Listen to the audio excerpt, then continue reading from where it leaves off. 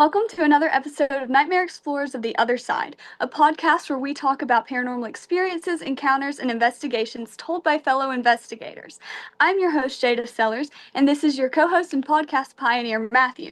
Today, we are joined by none other than the one and only Miss Cindy Kaza, a psychic medium who you've probably seen on shows such as The Hoser Files and Portals to Hell. Cindy, how are you doing today? I'm doing great. Thanks for having me. Yes, you're Great. welcome.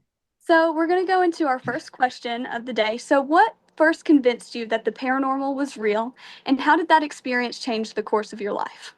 Well, geez, I gotta start from I guess my origin story of becoming a medium. I think when you're a kid, well, a lot of kids have experiences. So my first experience I can remember was when I was really young. I saw a full body apparition of a girl who died standing directly next to my bed in the middle of the night, which was really scary. Oh, Um, definitely. Yeah, and I always like knew when things were going to happen before they did. I'm psychic, but when you're a kid, you don't really have language for that unless you grow up in a household where people practice paranormal or they talk about these things, right? So I Yep. think I just assumed that that's just how things were for everyone, or I didn't know what was happening. I didn't have a reference. But then, I think I tried to push my ability away for a long time. I was a musician for like most of my teenage years and into my mid 20s. But like in my early 20s, I started to really, have more experiences. Like I couldn't push them away anymore. And so I started becoming more curious. And then I met a mentor and she really helped me kind of understand metaphysics. And she's the first person that looked at me and said, "You're a psychic medium." But I was Okay. right. So I was 19 when that happened and I still didn't believe her. I was like, "Yeah, whatever, you're crazy. I'm doing this other thing. I'm going to be a singer." And then it Yeah. just kept coming back and then I had to really face it. And so I would say it shaped the course of my life because I never thought that this was going to be what I would do for a living. I honestly thought I was going to be a musician for the rest of my life, and that's just what it was going to be. So I couldn't have imagined this life for myself. It's I guess that's not very psychic, but Yeah. like the joke is we can't really read for ourselves, It's like the cruelest joke of being a psychic is so hard for us to see our own paths and I think that's because you can't have the answers to the test while you're taking it. So, Yeah, for sure. yeah. Okay, so in terms of the paranormal, how has your definition of it evolved over the course of your life? Oh God, that's a great question. It's evolved a lot. It's constantly evolving. The more I learn, the less I know. That is a very, very honest statement. And I mean that when I say it, because when I first started studying mediumship, I thought I knew a whole lot more than I believe that I know. And so, um, I think when I started, I don't think I know. When I started, I was more in the doing private readings. I didn't do paranormal investigations much. My training, I studied with a spiritualist. So if you don't know what spiritualism is, it's an organized religion. And spiritualists, when you go to a spiritualist church service, they have a medium giving messages. So it's a whole thing. So I spent 10 years studying with a spiritualist. And we didn't talk about paranormal stuff like that. It was love, light, unicorns, rainbows, get evidence and stuff like that. So I didn't embrace the other aspect of it, the shadow aspect of it, right? I think I was Okay. afraid of it. I didn't even know if I believed that it was real. And then I started traveling, to different countries and exploring different, ways that people experience paranormal, the afterlife, mediumship. And I had some experiences that I couldn't explain away. And then I was like, no, this is real. Like there is another side. Um, and then I got asked to do Holzer Files, and I think at the time, if I had been asked to do another show, like if Portals to Hell, called me, was like, "Hey, do you want to do that?" I probably would have said no because I don't know. But Yeah. Holzer Files was unique because Hans Holzer really believed in mediums and respected mediums. So it felt like a safe place to kind of dip my toes into really paranormal investigation, knowing that my work would be respected. Not that Portals to Hell didn't. I love Jack and all those things, but just you see what I mean? It's like a totally Yeah. different like entry point. And so I did Holzer Files and then everything happened from there. But really Holzer Files was the first paranormal show that I had ever done, really. I think I was learning a lot as I was filming, but luckily for me at that time, I had a lot of tools in my tool belt because I'd already spent a lot of years studying mediumship. So I'd had, 10, 11, 12 years under my belt of studying different things under the umbrella of mediumship and metaphysics. So I understood psychometry and automatic writing and scrying and all the things. So Okay, that's so cool. Could you tell us a little bit more about the automatic writing? yeah, actually, can I add one more thing to For that sure. last part? Okay. Definitely. Okay, so because this is important, I have ADHD, sorry, I go on a lot of tangents, so I have to Yeah. like You're correct all myself. good. Okay, so when I first started doing paranormal, right, I knew what I was experiencing was real. It was being validated through the archives and through what the mediums, Ethel and Sybil had gotten all these years before me, and I didn't know what they had gotten. They don't tell me anything before going into these cases. So I knew that I was having these experiences. I'm like, no, there's like spirits here. But then I had to ask myself, why would they be trapped here? Like, what is that about, right? Because energetically, I think that was part of the reason I couldn't wrap my head around paranormal investigations at first, because I couldn't understand why the entirety of a soul would be trapped in a location. That like, and I, right? So Hmm. I had to really sit with that and say like, what is actually happening here? And then I started reading about near-death experiences, and a lot of people when they have a near-death experience or an out-of-body experience, they'll explain that time and space don't exist. It's not linear. You can be in many different places at the Yeah, same time, and so that got me thinking, like maybe when I'm encountering these souls in these paranormal investigations, it's like an aspect of that soul. That's not the entirety of the soul. It's a part of the soul, right? And that doesn't mean that there isn't another part of that soul talking to another medium somewhere else. Maybe it's a child version of the soul, or okay.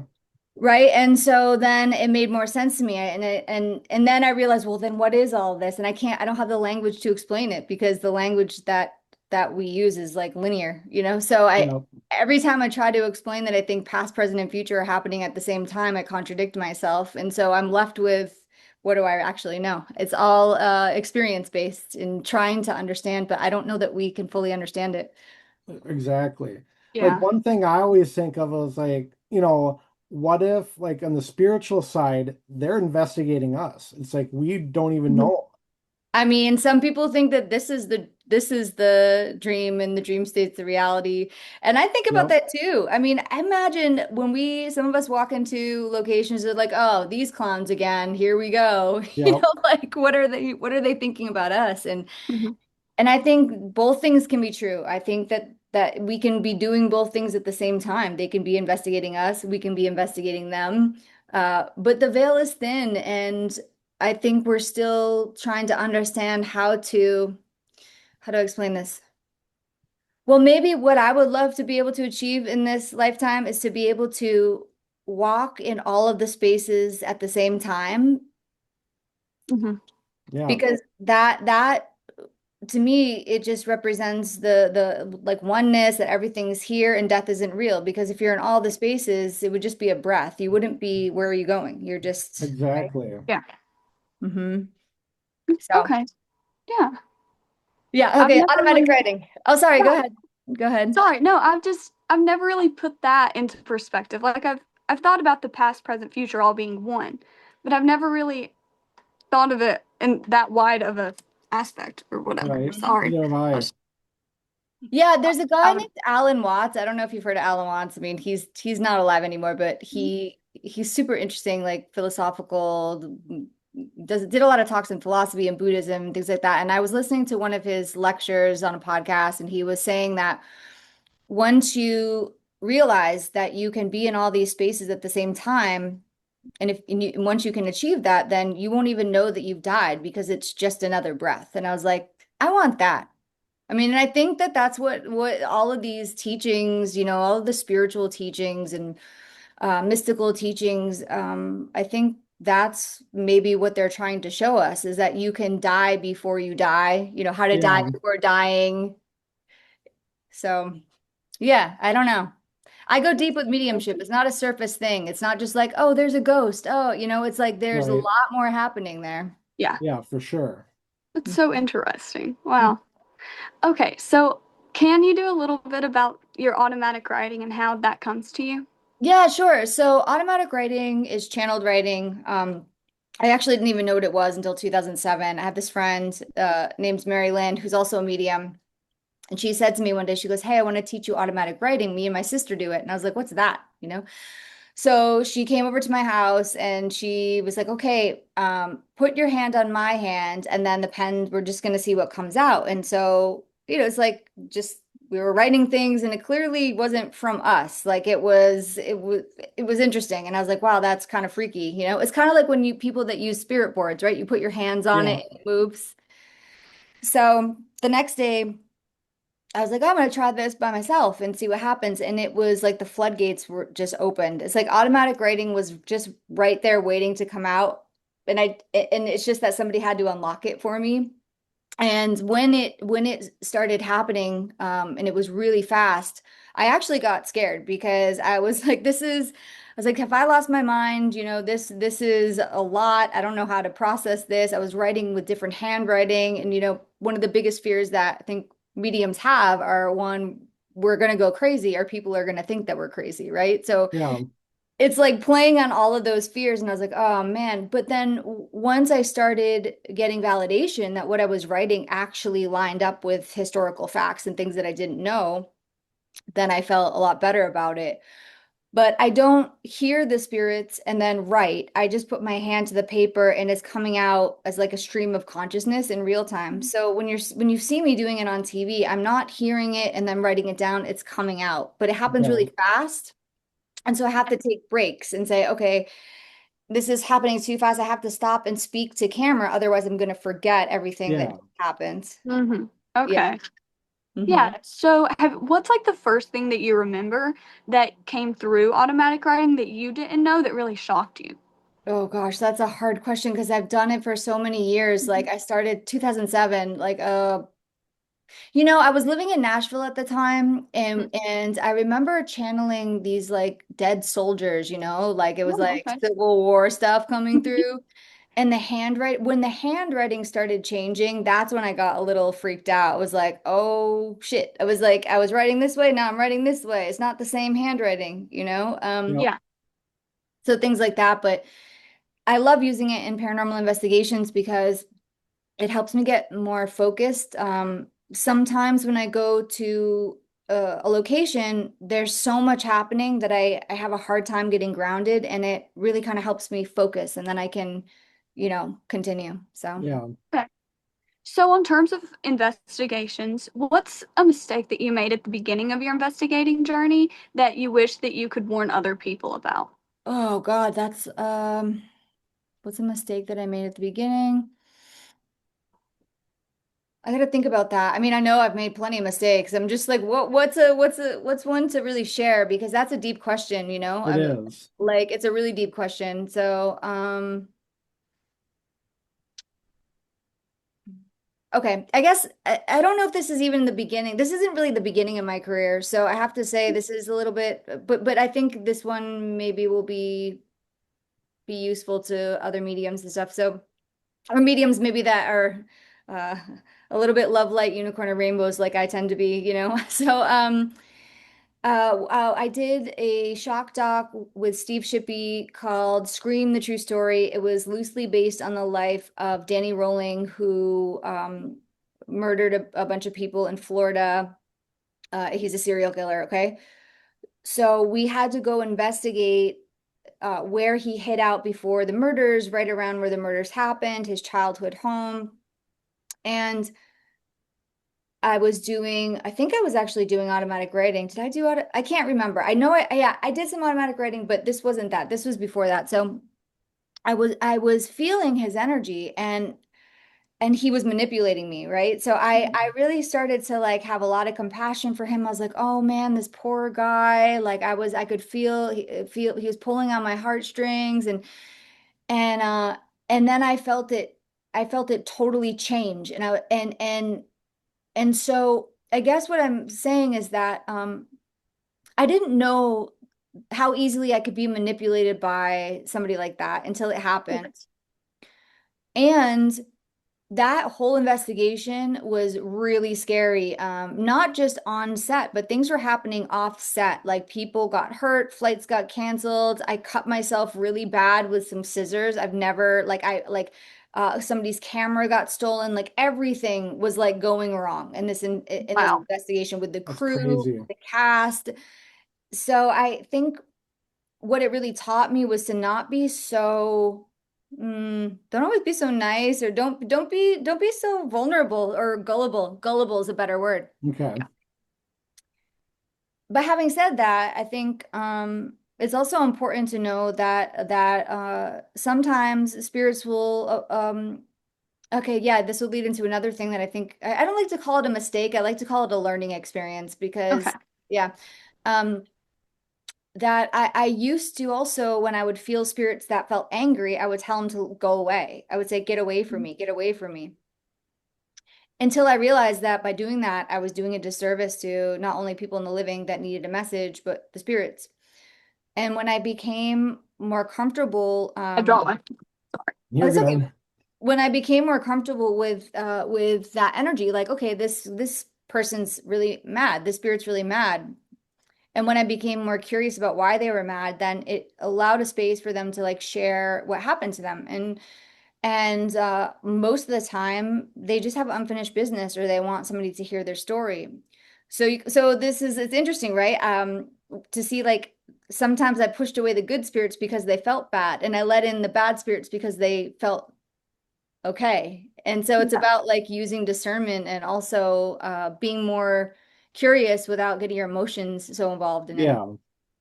Yeah. All right.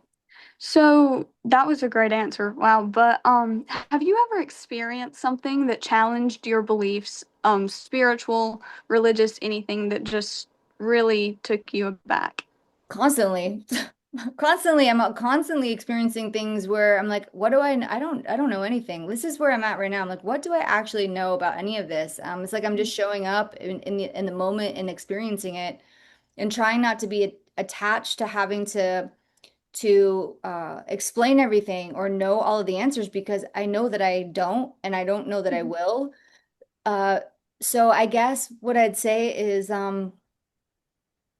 mediumship, my journey as a medium has made me more open to all kinds of different ideas and belief systems. Especially traveling to different countries and studying with different mediums from different religious backgrounds. It's helped me to really like expand my mediumship, because if a medium is very certain that this is how it is, then you're just like this and you're missing all the other Yeah. things that could be. Mhm. So sure, it's challenged everything, which is great. I love that it's challenged me that way, because at the end of the day, it's made me much more open and tolerant of all kinds of different belief systems and ideas. I like to listen to everybody's ideas. Hmm. Okay, cool. So is there a piece of evidence or something that you've ever heard from a spirit that just still keeps you awake at night? Well, man, we got some crazy EVPs. I mean, EVPs freak me out. People are like, "Why are you so scared? You work with spirits all the time." I'm like, "Yeah, in my mind." Like when I hear it outside like that, it's like a different experience. So I guess, yeah, I would say some of the EVPs. There's a shock doc too with Steve Shippey gets some great EVPs. So does Dave Schrader. But Steve Shippey and I, we did another shock doc called Michigan Hell House, and we were investigating outside of this house. And the EVP we got was so scary. I wish I could remember exactly what it said. It's like I want to kill you, or you're all gonna die, or something like that. And it was so clear. Like even Steve, who's usually like poker face, he was freaked out. I was freaked out, and stuff like that. Just you can't really, it doesn't ever go out of your mind, Yes. because it's again showing you like there's some energy out there. There's some energies out there that aren't so nice and don't really have our best interest in mind. Yeah.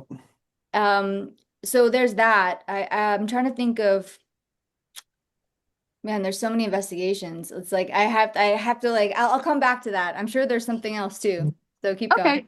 Yeah. Well, then you're not going to like my next question because it's, would you mind walking us through it doesn't have to be super in depth, but like the most compelling investigation that you've ever been on, just start to finish, just some Oh God, it's so hard. It is because there's so many. Like it's like to pick one is it just feels it feels really, really okay. Okay, I'll share this one. Okay, so on Holzer Files, we did an episode called The Devil in Texas. It was season, I think it was season one. I think so. Mhm. Um, and I think was it season one? I don't know. So we were investigating one of Hans Holzer's cases, but it was incomplete, right? So there was a young guy that was allegedly possessed by a demon. He took his own life. It's like the case was pretty scary, the story behind it. But we hit kind of a roadblock, and then we got a call, or the team, Dave and Shane got a call from this woman in Texas named Lydia, and Lydia uh was convinced that she was being haunted by demonic entities. Like no, she wasn't possessed. It would be oppressed, right, when they're around. Mhm. Yeah. Yeah. Because I'm pretty sure somebody that was possessed wouldn't be calling for help. That doesn't seem like what a demon would do if they were Yeah. inside your body. But she had pictures of like bruises and there all these things that were happening. She was saying that she would wake up with bruises, and so I was like, okay, so we went, and what we found out, and I'll keep it short and sweet because I want people to watch this because I think it's an important episode, just ethically. There's so many things about it, but what we discovered was that one, she was very, very psychic. She had a lot of PK energy. She didn't fully understand how psychic that she was at the time and even growing up, right? So she's super open. She had a lot of trauma. But she also she had just gotten out of a very abusive relationship where her partner was violent, right? And so had I gone in there, and I didn't know that at the time, right? So I do the walkthrough. I have to preface by saying that they didn't tell me any of this. We didn't know this at the beginning. Mhm. I did the walkthrough and I was like, God, I don't really feel like there's anything demonic here. I don't feel much at all. I couldn't feel it. And networks like to they like to make everything demonic. So I was getting Right. really kind of pushed to, they're like, it's a demon. I'm like, it's not demonic. I don't, they really wanted to go in that direction. And I refused to do it because I knew it wasn't true. And thank God I really stood my ground. And you have to sometimes, you really have to, because what we uncovered was that the bruises were from the abuse from her partner who was threatening to kill her. And it was easier to explain it away as being something demonic than to actually face the reality of the situation, right? She was like a cry for help, right? And had I gone in and said, "Oh, this is demonic," that is so damaging on top of already having been through what she had been through in her life, then to tell her there's a demon around her and to just it's taking Yeah. somebody's power away. It's not okay, right? And what made me so happy about how the episode unfolded is that when Dave Shane and I went in for the main investigation, we showed her how powerful her own energy is, right? Like PK stuff, and people are like that. It's like was things were lighting up, like, and then after it's like she took her power back. She's like, "Oh, I've always been psychic. Oh, it's okay to be psychic. Oh, right." And I'm not saying that uh we made everything better, but I'm glad we didn't tell her there was a demon there, and I'm glad we were able to help her see her own power and her own gift and Mhm. her own magic. Yeah. Yeah, And for sure. so for me, as a medium, that's a compelling episode. I think some people might want to see, apparitions and stuff, but for me, I think that's important because there are so many times where people are stuck like that, or trauma is serious, and it can cause people. So this is another thing, when you go through a trauma, it can cause you to kind of go outside of yourself. And when we go outside of ourselves, sometimes we encounter spirits as part of it. As mediums, we're going in and out all the time. So there's overlap between all kinds of things. There's a lot of overlap between traumatic experiences. People have traumatic brain injuries and be able to then see spirits. People have near-death experiences, then see spirits. People just have really, really rough childhoods and then connect to spirit because they have to go somewhere else. Yeah. Yeah. And so two things can be true at the same time, but then what do you do with that situation, and how can you help somebody navigate that? And I feel like we did a good job doing that. Mhm. How is she? Do you still keep in contact? Is she I okay? don't. I think Dave does, but I think she's doing good. Like after Okay, that, great. yeah, like she got really into, she started like learning more about mediumship and crystals and stuff like that. So I haven't That's heard from her in a awesome. while. Yeah, yeah, but I think she's doing okay. I had seen that episode a few weeks ago, and I was just like, I need to ask her about that. So thank you for covering that. Yeah. Um, so is there ever a time on an investigation that you almost walked out because it got too much? Oh, totally. I mean, I have walked out, but then I have to go back Yeah. in because it's my job. Yeah. Yeah. Like But is I, there like a time in your mind that you're like, oh, that was almost like the end?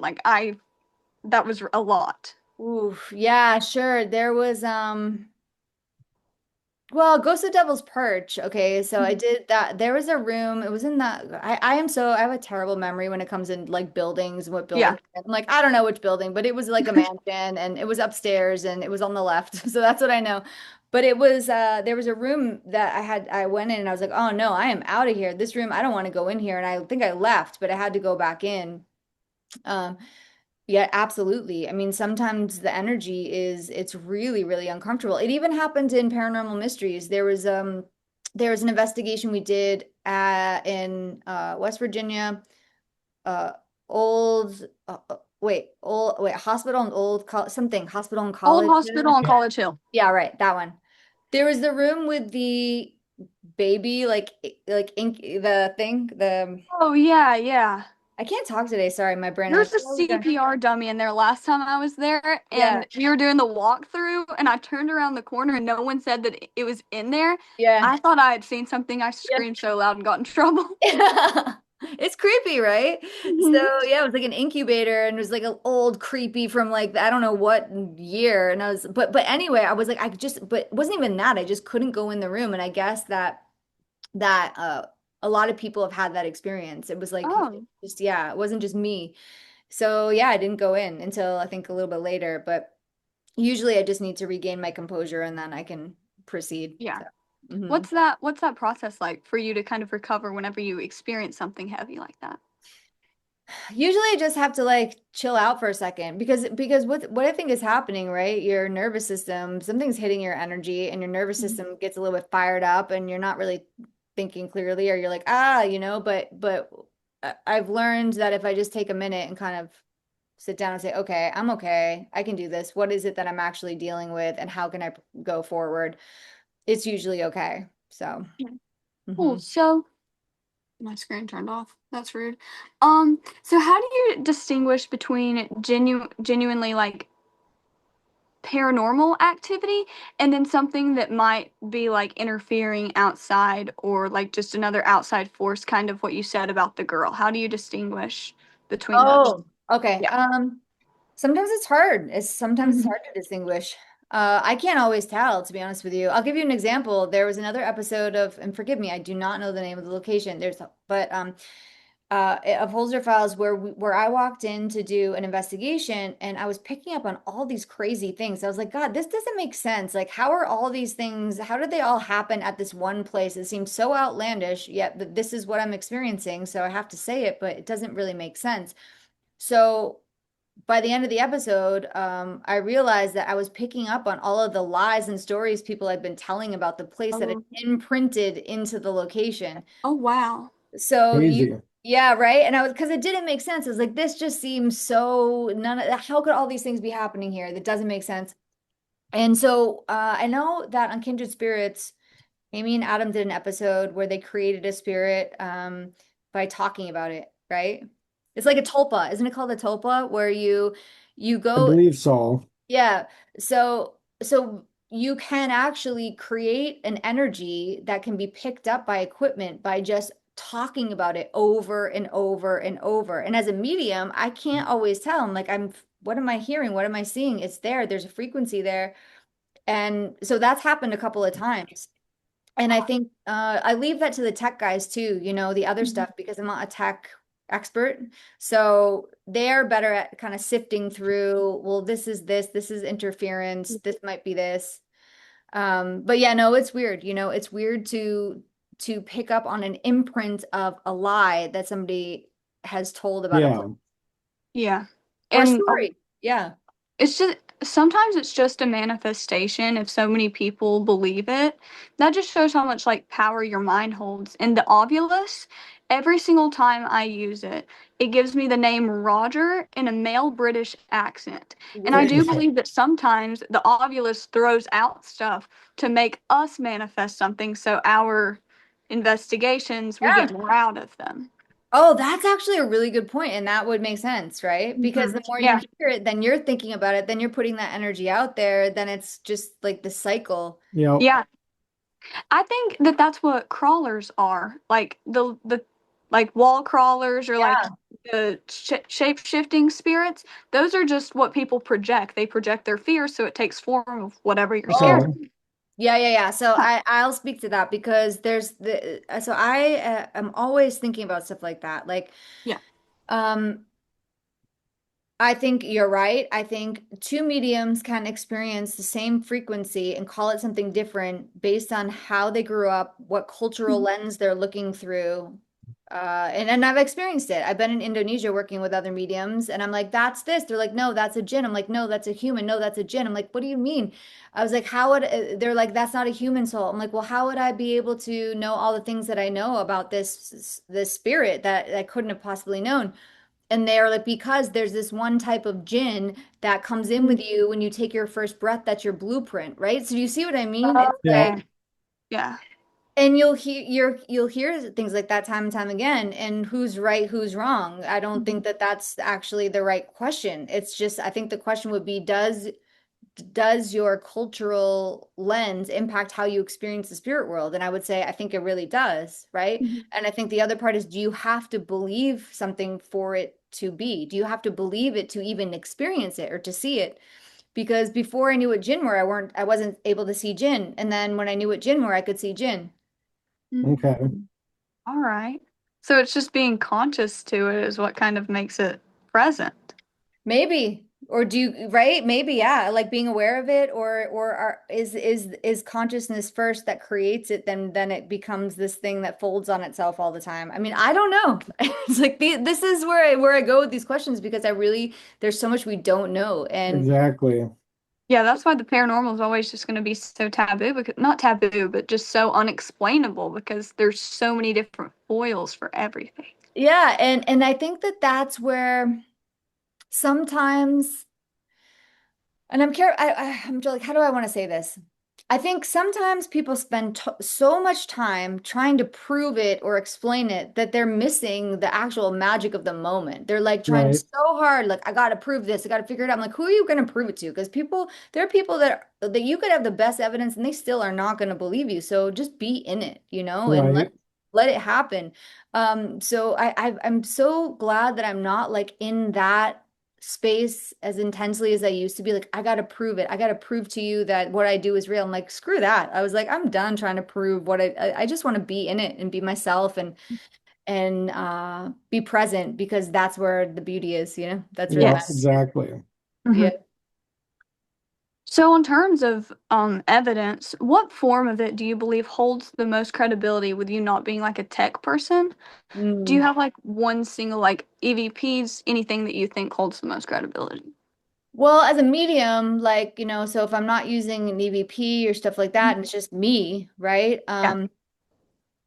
What is the best? I mean, it would be like, it's when you go in, like, I never want to be front loaded ever for an Hmm. investigation ever, because once you're front loaded, you can't unsee or unhear the story, and it's there. Yeah. That's how the human mind works, right? So, contrary to what some people might think, mediums don't like to be front loaded. It screws us up, and also, Mhm. um, it if you're front loaded, you're already on like going down one direction, right? What I found in Holzer Files was, and what Dave and Shane found, and the production company found, was that I was getting things that weren't in the files, but checked out in history that helped fill in the blanks in the files, which I think that's good evidence because Mhm. if I had known what was in the files and just regurgitated that, it wouldn't have shown anything. It's just like, well, she's just saying what's in the files, right? Yeah. Like people would assume that I knew it, but when you get something that's outside of it, but then comes back, leads you back there, I think that's really Yeah. essential. Yeah. Getting names, stuff like that. I don't always get them, but that helps too. But I don't know. I don't know. It's you should be able to, as a medium, get evidence that can be validated through history, through personal experience by the people in the homes, experiencers. I would hope. It's always fun when the medium and the tech matches up. That's always fun. Yeah. Yeah. Yeah. And when we're far away from each other and it lines up, you know. But Hmm. yeah, evidence. I was trained evidence, evidence, evidence, evidence. It's like getting beat over Hmm. the head of like names, how'd they die, where do they live, what they do for work, tr like sitting in that space with the spirit Yeah. world. And but I will say this too, when the focus is all of that and just that, and again, just trying to prove yourself, you still miss things that are right in front of you because you're so focused on trying to prove Hmm. yourself. Exactly. And Yeah. like So I really like. for me, it always seems like too that a lot of the best evidence is not stuff that you capture on camera or anything. It's like what Yeah. happens off the side that you don't capture. And it's like that too. We've had that before where the cameras, I don't even know if they were rolling in Holzer Files, and we all heard a disembodied voice. It was so clear. And we couldn't use it in the episode because we didn't have a good capture of it. And we all heard it. I've done, oh my gosh, this is actually, I've tried to film myself doing live events a couple of times where I set up the cameras because, they're like social media, you need clips of yourself. I'm like, oh, okay. I set up the cameras, they're rolling. The second I start, they died. I go back, there's nothing captured, like zero things. All the cameras shut off. And I was like, oh, I guess I wasn't meant to film that. Yeah. So, Yeah. you know, not everything's meant to be captured. So that's a good Yep. point too. Yeah. Okay. So have you, nope, where am I at? Okay. If you could spend one uninterrupted week in any location in the world, where would you want to stay at? Oh God. One interrupted week. Oh, that would be so fun. I gotta think about that. Hopefully somewhere warm. That would be nice. I don't know. These are hard questions. One interrupted week. Anywhere in the world or anywhere in the country? Anywhere? Anywhere in the world. Oh God. Katie. Mm, I don't know. I don't know. Oh, come back to it. I got to think about that. That's such a hard Okay. question. I Okay, want to we'll go close with everywhere, that so one. I don't know. We'll close Okay. with that question. So you don't like front loading. So after you get done with investigations and you already kind of know the history of the place, you know what's going on, have you ever returned to a location and having like the correct in or like knowing the background information, have you ever gone back and realized that the activity completely changed? Um, it's not always that the activity has completely changed. Sometimes it's gotten a little bit like, it's not as crazy. So like in Holzer Mhm. Files, we go in and investigate and it will calm down a bit. But I like going back after because then I feel like I can go a little bit deeper into things, right? So I always like to start out like you see it in the Holzer Files and Ghost of the Devil's Perch and all the shows, Paranormal Mysteries. I do a baseline where Mhm. I know nothing, and then we Yeah. get to go back in the investigation and go deeper. So sometimes it changes when you kind of activate a spirit. Maybe you stir things up a little bit and you go back and you're like, oh no, we kicked the hornet's nest, right? So that can happen. But I do like the opportunity to go back a couple of times. It's fun. And there was one episode in Paranormal Mysteries where we went and I saw this whole thing with uh aliens, like extraterrestrials. And oh my God, my brain is not working today. I'm like, what was that place called? Last episode of Paranormal Mysteries. And the guy who owns this place, it's super interesting. It's like you go into this location and he collects artifacts and relics from all different walks of faith. There's like all kinds of religions, and anybody can go there and meditate or rent the place out. And there are people that do pagan rituals there. It's super interesting. And when I guess when we left, he said that things got really, really, really crazy in that place. Like he's like he said that we thought we helped the situation, and I think we made it a lot worse. Hmm. And we didn't know that we were doing that. And so I would actually like the opportunity to go back to the Ura Shrine. That's what it's called. I knew it was going to come back. Okay, Ura Shrine. Do you know about that I've place? heard of it. Yeah. Okay, it's crazy. It's crazy. So anyway, so we made it worse. He said it was really crazy. I think he actually closed it for a little bit because he's like he had to get it under control. But after the episode aired, because I was talking about star beings, aliens, and a lot of people got interested in star beings and aliens and that connection to that place. So I would be interested to see if that energy amped up a little bit if I went back because he didn't want to talk about it. He's like, I can't talk about it. Interesting. And it was like the first thing that I picked up on. So there's a whole story. And if you look at that place, apparently, if you look at it from the sky, the way that he has it laid out, he has a whole kind of grid set up. It like makes a shape and stuff. It's like the Big Dipper. I'm like, dude, calling an alien. Interesting. That's cool. Mhm. So yeah, Wow. Urashima. Yeah. So, what's your favorite part of an investigation? Like, do you like the baseline readings? Do you like the actual investigations? Maybe the morning after where you all discuss evidence? Like, what's your favorite part? I like all of it for different reasons. I like all Hmm. parts. Baseline is stressful for me because I'm so nervous because I feel like a lot is like hanging on what I get. So I feel like a Yeah. lot of pressure in the baseline, just like, oh God, you know.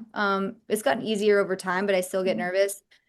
I like the main investigation, because it's fun to work with Dave and Shane and to see what happens and how like we work with the energy together. I mean, we had some really amazing stuff happen on Paranormal Mysteries, which was it was such a fun show to make. So I like the teamwork. I like working with a team. It's fun. And I like the reveal because we get to hopefully help the families or the people that ask for our help. And we get to Yeah. explain, what we experienced and what the next steps could be for them. So each part is special in its own way or important in its own way. Okay. So, mhm. So, is there an investigation where everyone in your team has experienced something different? Mm. Yeah, I mean, I'm sure. Yes, because I think it depends on where we are at the location, what we're tapping into. So I would say absolutely. Where like Dave and Shane might pick up on two different spirits, and I might pick up on something completely different. Yeah, so absolutely. But you would hope.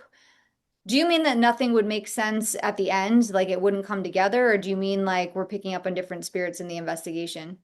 Like you're picking up on different spirits throughout the Yeah, investigation. totally. This happens all the time. Oh, okay. All Yeah. right.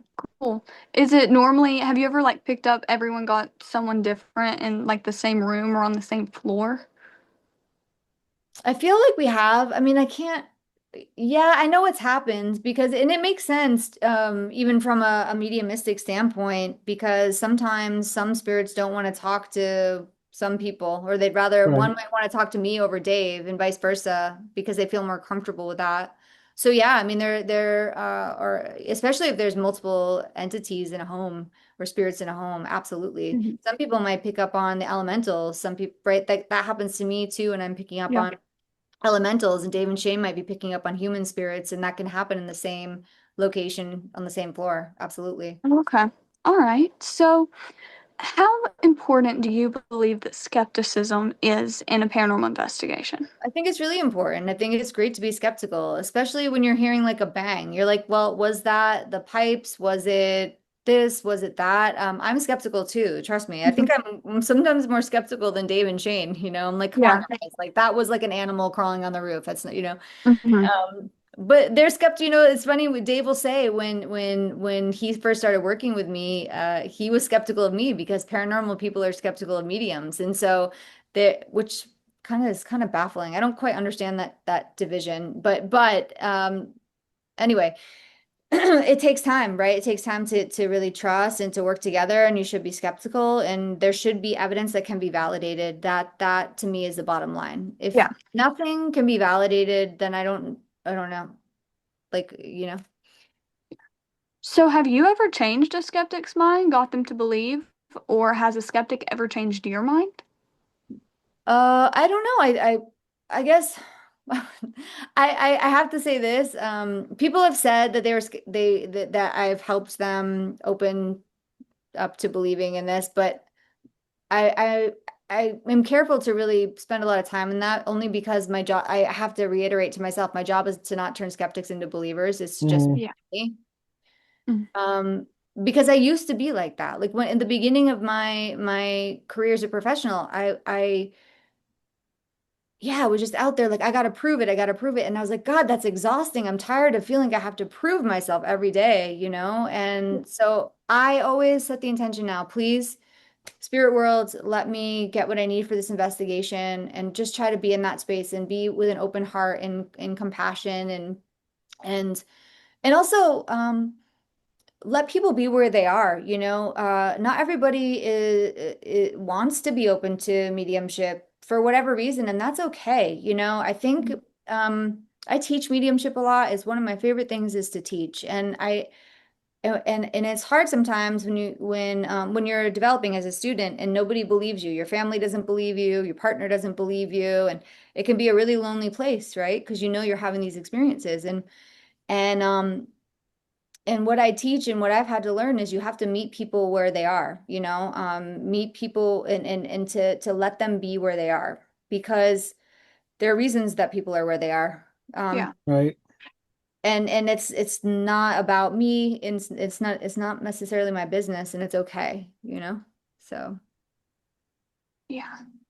See, a lot of the times, whenever I talk to a skeptic about paranormal stuff and they're like, oh, that's not true, I'm not so much trying to be like, yeah, it is. Sometimes I'm like, yeah, I understand what you're saying. And I kind of like shrink down to kind of their beliefs so they aren't like, oh, well, if you're going to put everything on the line for someone talking to you through a device. And I was like, yeah, and I need to get over that. I need to stop doing it's that. hard though, because I used to like get really small too, like, oh yeah, I see your point. Oh, Yeah. I get it. And it's just it's because it's yeah, I this is what I also think too.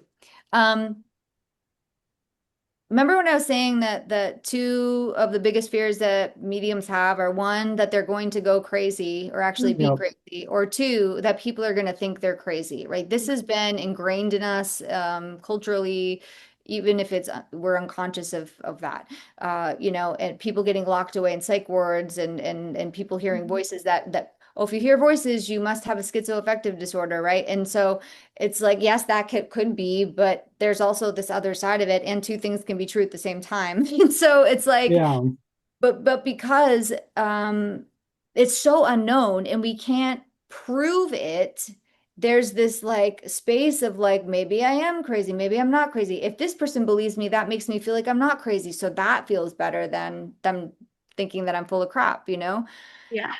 And so I get it. Like it's not easy, but it's just be you. And I love the subculture of paranormal and all the weirdos that we get to hang out with all the time. I Yep. love it. I mean, I'm one of those weirdos. It's great. Like paranormal conventions are so fun. Like everybody Mhm. gets to do their thing and believe in what they want to believe, and I'm there for it. Yeah. Exactly. Paranormals are so fun. I've only been to two because I've only been investigating for like 4 years.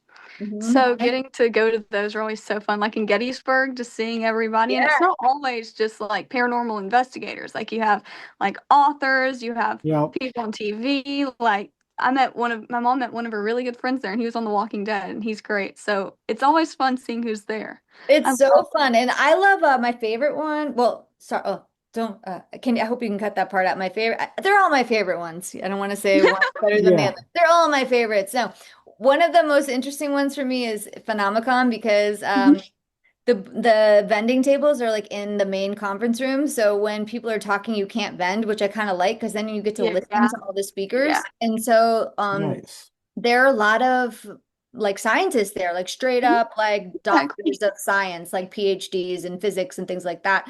And there are people from Skinwalker Ranch, that show, and so Yep. listening to them, I'm like, oh, I'm such a nerd. Like I love this. And people talking about Bigfoot, and it's like for me in my like I don't know, my mind, it's like the best because I geek out on all that stuff. It's so fun.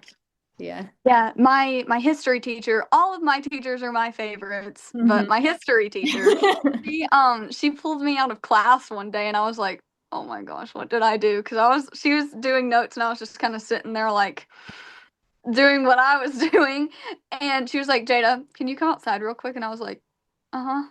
So I walked to the front of the class and we go outside and she's like, "Okay, I have to show you. I went to a scary movie con this weekend."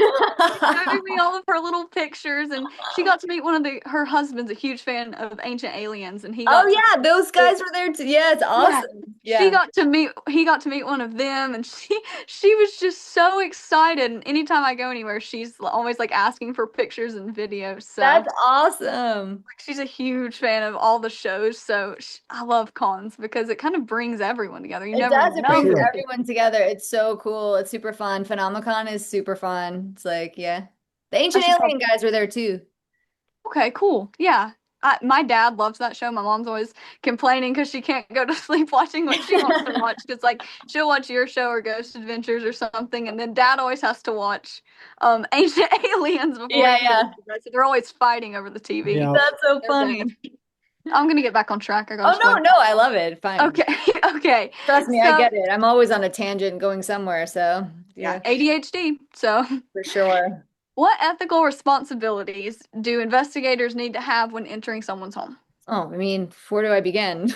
It's like, uh, first and foremost, do no harm, like with people in the living, especially, oh man, I am a big, like, I get really, really frustrated. I like the word frustrated with mediums that are not mindful of how they deliver what they're receiving. Yeah.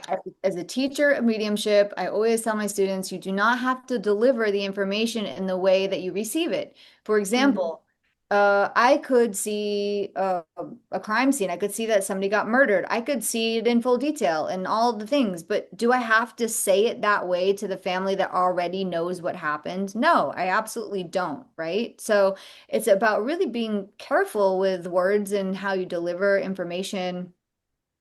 It's very important. And when you're going into somebody's home for a paranormal investigation, you have to remember like we get to leave. They have to stay.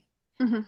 When I did the last season of Dead Files, that show was really hard for me because it was so dark, right? Like that was the darkest show I've ever worked on. I don't know how Amy did it for 15 seasons. I have to give her so much credit because that is not an easy show. Uh, Mhm. I did one season and I was like, oh my God, I'm exhausted. That was so dark, and then Yeah. having to really like talk to families, and then you don't want to tell somebody you have to move out of your house, like that's, Right. oh God, what am I saying? But then I'm like, but this is what I'm experiencing. And so that was really a hard show for me. But the point is, right, like that, you're dealing with people's lives, real lives, like their emotions, their feelings, and you have to take that into consideration. And Yeah. especially when we're talking about television, it's like it's just it got to be really mindful. And for the spirit world too, I don't like it when investigators go in and yell at spirits like, "Come out, I'm gonna kill you. I'm gonna," Right. like you're Exactly. already dead or whatever. Like just stop it, like and then these are the cases where I think the people on the other side are like, "These clowns again, great," Yep. Mhm. because Yeah. I don't like that either. I don't think it's a good look. I don't think it's a way forward. I don't know that it helps anything at all. In fact, I really Mhm. think it doesn't help anything at all. So I like to try to treat the people on the other side like I would treat somebody alive. Mhm. Definitely. Like, yeah, if you have a friend that's having a really bad day or they're really angry and what would you say to them? Would you say, "Get out of here, you jerk. I hate you. Go away." I'm gonna No, you'd be like, "Hey, what's going on? Can I help you?" Right? Or can I talk to you? Yeah. And but what's hard about it is sometimes the mediumship is like we were talking about earlier, sometimes the initial energy that hits the nervous system is overwhelming, so you get freaked out and you sometimes Mhm. want to run out. But it's my job or the job of the medium to be able to recognize that that's just a piece and then to gain your composure and go back and Yeah. actually try to have a conversation, you know? Yeah. So, like you said, you don't want to just throw it out to the family what you're seeing. So, how do you protect your clients from, while still being honest, but not like protect them from the fear that comes alongside what you might have seen?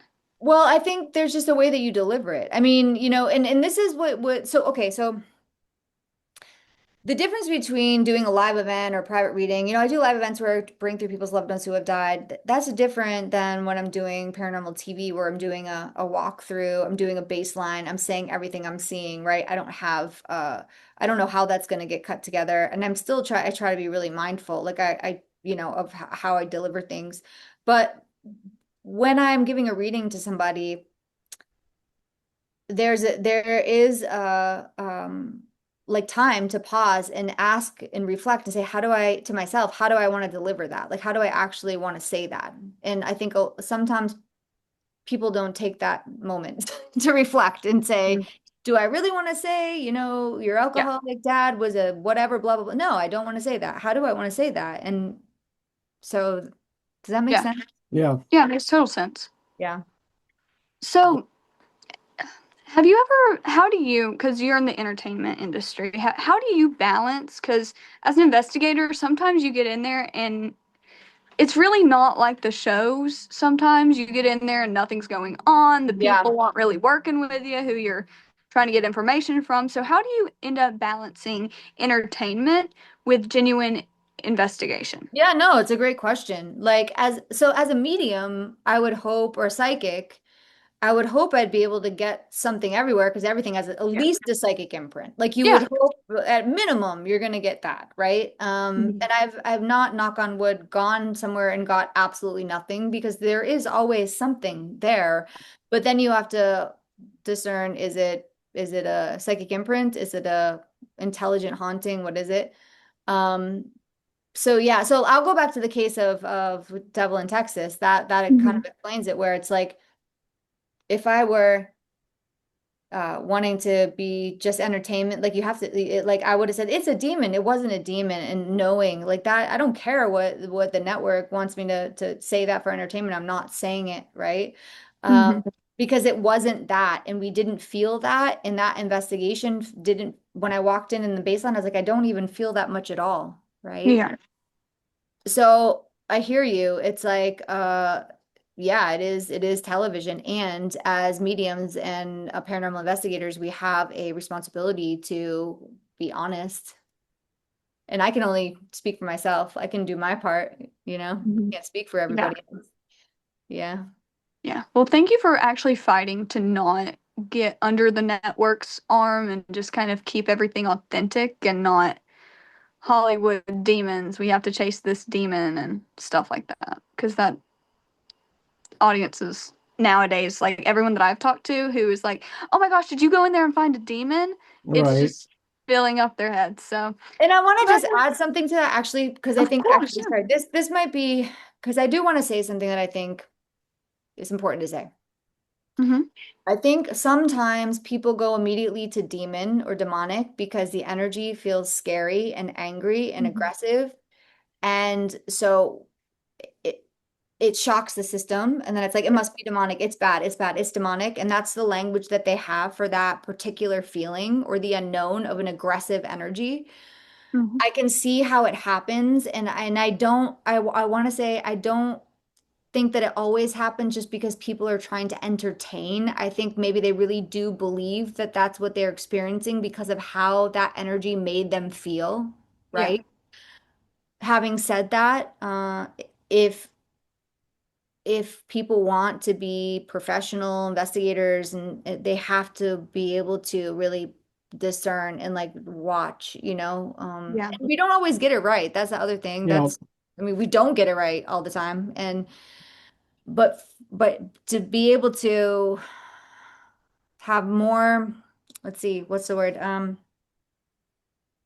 Yeah, the more you understand, the more you have in your awareness, the more expansive you can be in your connection to spirits, the more you can kind of, I guess, pull from, for lack of a better word. So you're not always just going to say that's demonic. You you might be know, like, maybe it's this, maybe it's this, maybe it's this. You become a little bit more curious. Hmm. So Yeah. have you ever experienced something that didn't seem like a ghost to you? And then if so, what do you think it was? Oh, sure. Psychic imprinting is super interesting and it's very, very powerful. So, a psychic imprint is a memory, an imprint of a memory left behind at a location. Everything has psychic imprinting. Everything. The pencil you're using, whatever, everything. The walking down the street, there's memory in everything. Uh, Yeah. there's an imprint. And in some locations, especially when there's a big trauma or maybe there's um, like a war or there's a murder or there's a lot of fighting, those echoes are a little bit louder. Those imprints can be stronger, and sometimes they can manifest in a way that it makes the medium or the people believe that it's an intelligent haunting, a spirit. So, Hmm. um, if I get a little bit into, like, I'll talk about a little bit about the mechanics of mediumship really quickly. So, clear seeing is clairvoyance. That's when you experience an energy with not even with your like I'm looking at you, but in the mind's eye. Yeah. It's usually in the mind's eye projected out, or some people will see a full body apparition. A common thing that you'll hear is people say, well, I see this, for example, I see a woman walking back and forth in the hallway. Everyone sees this woman walking back and forth in the hallway, but she doesn't look at anyone. It's like she doesn't know that we're here. She doesn't interact with us, but everyone sees her. Mhm. That would be, in my opinion, a psychic imprint. Yeah. Even though it manifests in a way that looks like a full body apparition, is probably an imprint because there's no interaction, there's no connection. It's the same back and forth in the same exact spot. It's Mhm. like a memory of a repeat. Yeah. Yeah. So that's not a spirit, that's an imprint, and that's energy, that's residual. But it's hard Yeah. to know. If you don't know, you don't know. And sometimes I right. think that too. Yeah. Have you, during an investigation, have you ever like lost time, if that makes sense? So, have you ever like experienced like missing memories once you left the Oh, location or like just lost time within it that you yeah. can't recall anything from? Totally. It's weird when it happens. Like, and the only reason I know that this has happened is because uh, when we were doing different shows, when I was on different shows, even Yeah. Dead Files, Holzer Files, the producers at the end, when we have to do the reveal, right? They're like, okay, well, you have to these are the points you have to touch on when you're talking to Dave and Shane or the people, because I can't always remember what I said in the investigation. That's the point.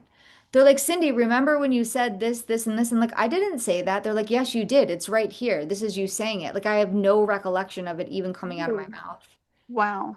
which is unnerving because I'm like, oh, do I have dementia? Have I like what? Yeah. Like Right. that's like kind of terrifying that I don't remember that at all. Yeah. Yeah. So this is kind of switching gears a little bit, but is there one paranormal mystery that you believe deserves more attention than it gets currently? There's so many. I mean, no, I think a lot of them are getting attention. Bigfoot gets a lot of attention. Let's see. I'm all into star beings now. I want to start talking Oh to yeah. star beings. I mean, I think it's getting attention. It has. I mean, but I would love to dive into that more. Elementals, like I don't know. I'm into so many. I would do all of it. I've really gotten into exploring different burial practices that people have, and I don't know if Okay, yeah. this is like maybe this is a side note, but maybe not. Okay, so I have a new series. I'm going to promote it coming out on Beacon at sometime later this year called Unseen. It's 6 episodes that were filmed in Indonesia, and they're all unique parts of Indonesia. And so anyway, and a few of them we explore. I explore different burial practices and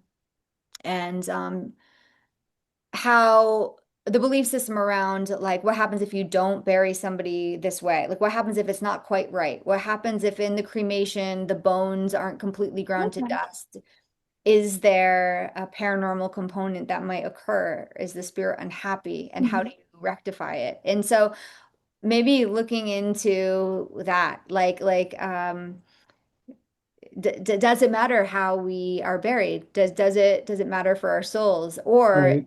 is it like the manifestation of the culture, the thoughts of the people that create, I don't know, all that create it, right? Yeah. Do you have a favorite form of like paranormal entertainment? Like, do you prefer documentaries, like biopics? Is there a certain form that you really like? I'm obsessed with documentaries. I watch all Okay. kinds of documentaries, not just paranormal, but in general. I have a hard time, really my brain works so fast. So reading, I'm like, I can't focus, but I could watch documentaries for 12 hours a day. So Mhm. all kinds of documentaries on different subjects. Yeah, I love it. I love it because I like hearing people's stories. I like Yeah. learning about how people experience life, and it's fascinating. People are interesting. They Do you have a definitely are. do you have a recommendation for one? On what subjects? I've seen so many. Oh, What's there's your so many. favorite? Uh, I can definitely cannot answer that. I could tell you there are two really good documentaries. One, and they're hold on. I gotta pull it up so I don't say it the wrong way. Uh, One of the best documentaries I've ever seen, um, is called hold on, The Act of Killing. It is, it's not paranormal, Hmm. um, but it's one of the best documentaries I've ever seen. It came out in 2012. Um, yeah, Joshua Oppenheimer is one of the directors. Ooh, It's incredible. And then there's a second documentary called it's like part two of this. Called The Look. Wait, where is it? The Look of something. Anyway, watch both of those. They're two of the okay. best documentaries I've ever seen. The storytelling, the way that that they were filmed, I Mhm. mean, my mind was blown just the way that it Yeah. was put together and the Okay. storytelling. Yeah.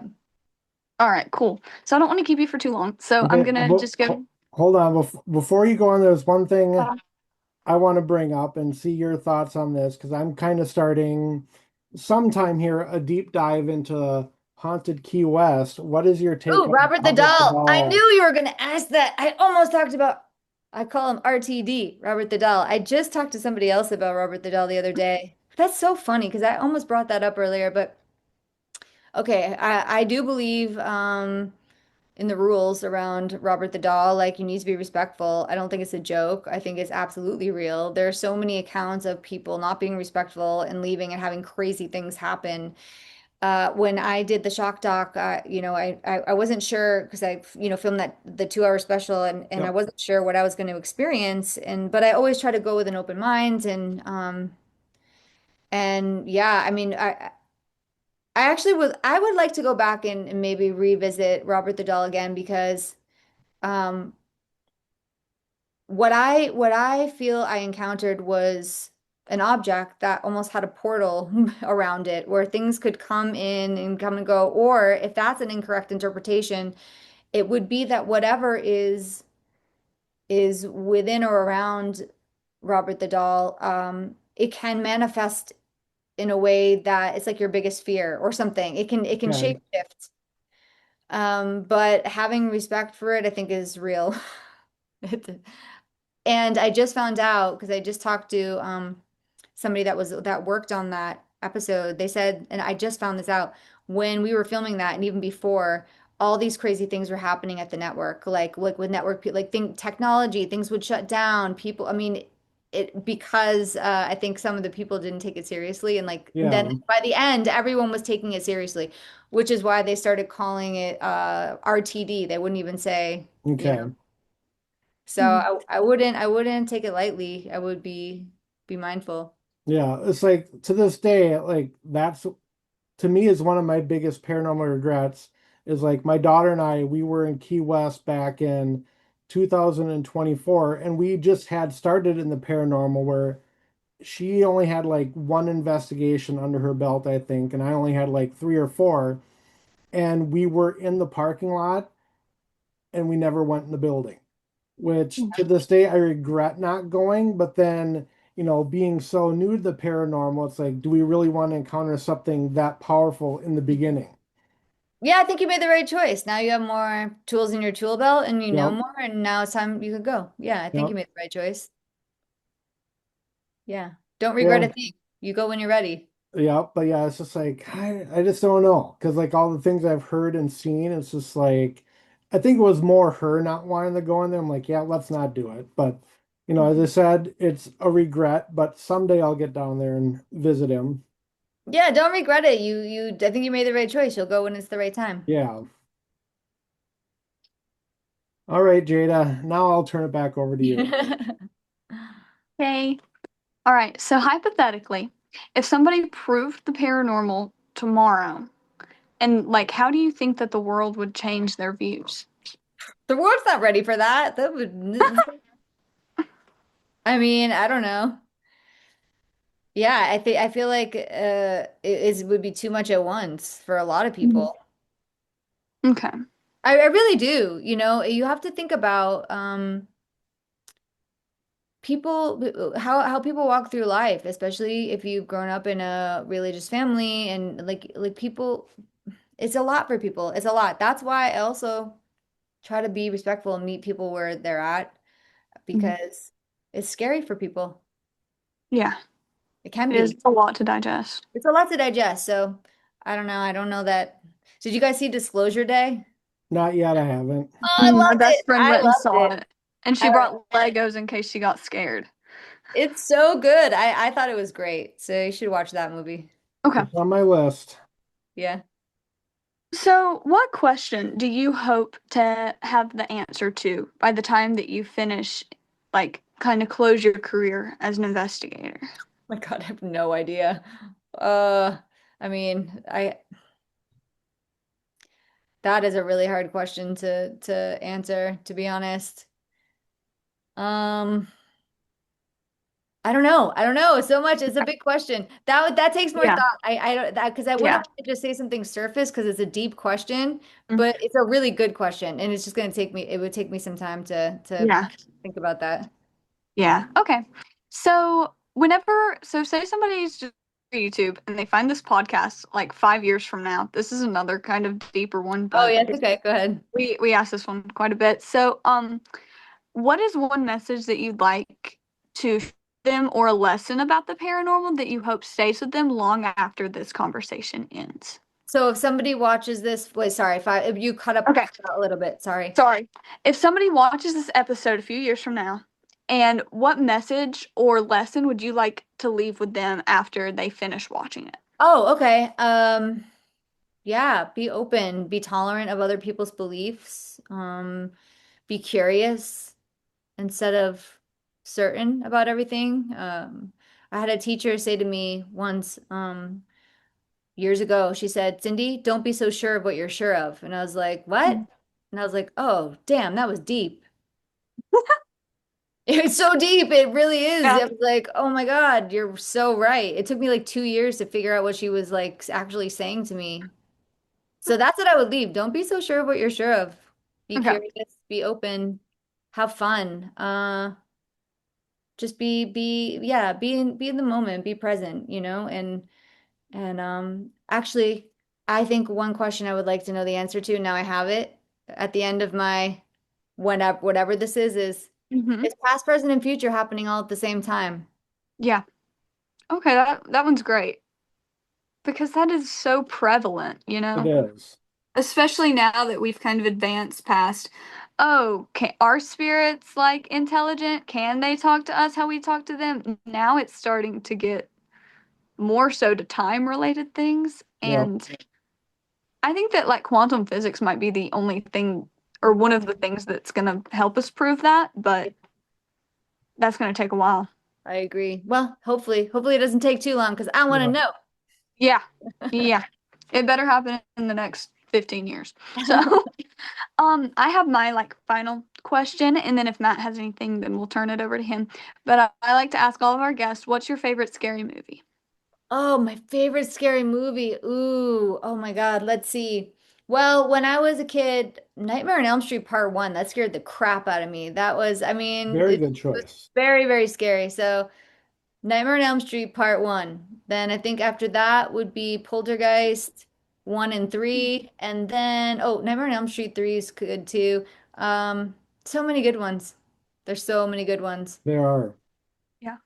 Yep. I mean, The Exorcist is terrifying. That movie scared the crap out of me. But I love some Nightmare on Elm Street. I love some 80s Yeah. horror movies. Look, who doesn't? Yeah. The campiness of them is like my favorite part because you kind of already know what's going on whenever you Yeah, click on the movie. So yeah. just like watching everything unfold and all the CGI is so great. Yeah, So funny. Nowadays too, you're like, wow, I can't believe we fell for that in the 80s. But some of it's pretty good actually. Some of it's even like, sometimes mo less is more. yeah, Yeah. Yeah. Mhm.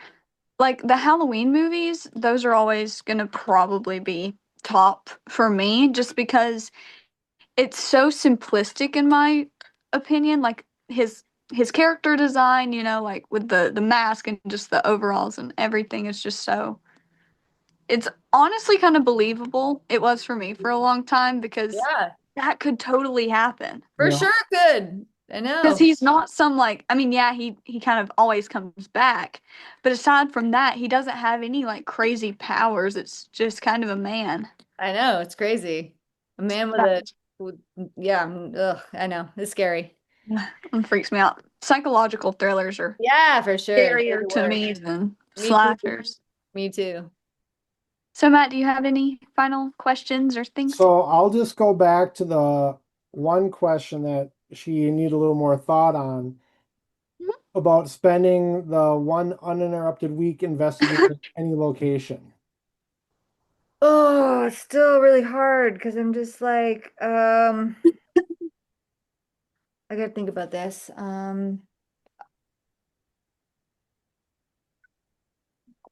Skinwalker Ranch. Okay. Okay. Actually, I would like Skinwalker Ranch for a number of reasons. One, like portals, star beings, spirits, psychometry in the land, then maybe just some straight, oh, there's my dog's head just popped in. I Wait. saw that. Frankie, wait, wait. She's so cute. Look at Oh, Oh, special guest. look at her. She'll my go with dog is me. asleep on the floor. Uh, yeah, actually, Skinwalker Ranch would be cool, but internationally, it's like there's so many places I would want to go. It's like it's just such a hard question to answer, and then I would have to like think about what kind of investigation would I be doing, like what would be the Right. top.